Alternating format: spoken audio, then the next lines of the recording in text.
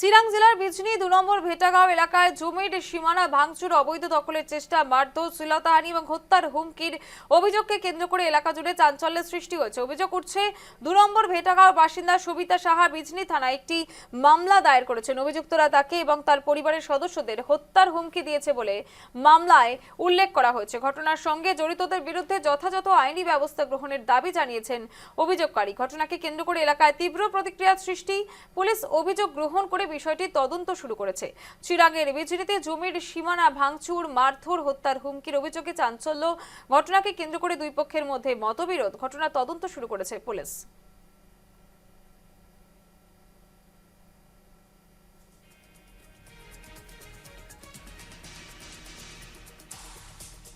সুভাষ সরকার ওই মাটি আমার বেড়াসারা ভাঙ্গা দিছে, 4-5 জন মানুষ নিয়ে আয়া।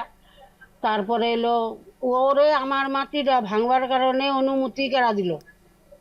ও সরকারের মাটিও যদি হয় পিডব্লিউর মাটি, তবু নোটিশ দিয়া কিন্তু ভাঙতে লাগে।